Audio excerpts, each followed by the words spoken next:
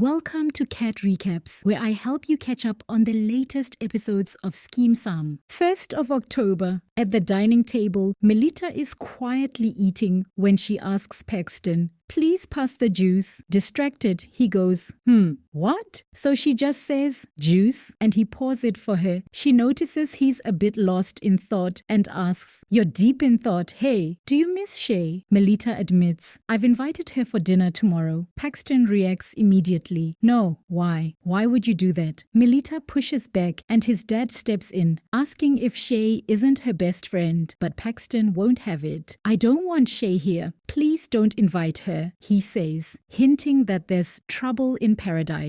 After Melita keeps pressing him with why and Paxton keeps refusing, his dad eventually ends it with a tired "okay" and the table goes quiet. Meanwhile, at the construction site, Thabo is rallying the workers. He tells Group B they'll start right away and come back tomorrow. In the office, he stresses the urgency. "Gents, I know it's a lot, but if we want to finish this project, we have to work 24/7. We'll pay overtime." Kwaito isn't convinced. He points out, those are people, human beings. They're not machines you can just press. He starts questioning where the money is coming from and makes it clear, "I want nothing to do with Bra Boyke's money. I don't want his dirty money." Thabo insists it's just repayment, but Kwaito stands firm. The tension hangs heavy between them. Back at home, Mantuli is in the kitchen making a sandwich, sighing, "Funerals these days, my child, are very expensive." Pretty is on the phone, explaining that keeping the body in the morgue raised costs and that she needs an unabridged death certificate for her burial society. Mantuli asks why it's even necessary, and Pretty explains it could take months before ending the call and rushing off to work. Over in the meeting room, the mayor warns his colleagues, "Please don't talk to the press," reminding them they're on the LCNC list. He circles Maputla Construction in his notes after someone mentions its late addition, pointing to the growing scrutiny. Back at home, Mantuli is now in the living room, frustrated with an insurance call. She says, each month, the debit order was taken without fail, but now she's dealing with delays. The agent insists on a detailed doctor's report to confirm the stroke came from an accidental fall. Mantuli mutters, "Conditions, my foot," hangs up, sighs deeply, and makes another call. At a restaurant, a journalist confronts Kat, saying, "I know that Councillor Ramasemola was escorted out by security guards." Kat shoots back, asking if there's corruption, but the journalist snaps, "Don't you dare compare me with that thing," before apologizing. They open up about family backgrounds, with Kat admitting he's too boring to commit a crime. The journalist pleads for help taking down Ramasemola, and Kat agrees. "We can't let that thief become mayor next year. If that happens, Tufloop's done for." After the journalist leaves, Kat sits alone, thinking hard about their pact. At the library, Luatle greets Paxton, who's writing in his notebook. "Hey, Pax," she says, but he responds coldly, "I don't have time for girls right now." Hurt, she starts walking away, but then comes back and sits with him. Paxton vents about feeling used by girls for clout, especially since being in a wheelchair. Luatle gently tells him, "I think you should apologize to Luatle. You've changed, remember?" Paxton nods, and she smiles, leaving them on a softer note. Inside a car, Bra Boyke complains about carrying huge sums of money, while his associate shares his story of going from teacher to businessman. Bra Boyke mentions the municipality investigation, calling it a political witch hunt, and insists they need to stick together. After some back and forth, the conversation ends in heavy silence before one of them steps out. At the dining table, Clement and Lahasa have a cryptic chat. Clement asks, "Are you actually dangerous?" They touch on social media, a shop, and hidden consequences, with Clement bringing up Dr. Blue as a distraction. Lehasa doesn't give much away and simply sips his juice, ending the tense exchange. In another restaurant scene, the mayor pressures Kat to testify against Ramasimola, saying even his childhood friends are involved. Kat agrees but hesitates, saying he wants to give them a chance. The mayor warns that if they don't come forward, they'll go down with Ramasimola. Kat looks tearful, clearly torn. Back at Lehasha's house, he, Preeti, and Clement are bonding in the living room. Clement mentions the funeral, and Lehasa promises support from others. Preeti says family always sticks together, and they all share a warm moment. She leans on Lehasa's shoulder, sealing the sense of unity. In the office, Kwaito once again challenges Thabo about the money's source. Braboiki arrives with a bag of cash, declaring the real Maputla construction. Kwaito warns time is running out, while Thabo, full of regret, says he won't go down with you, leaving him deep in thought. At home, Mantuli takes another call,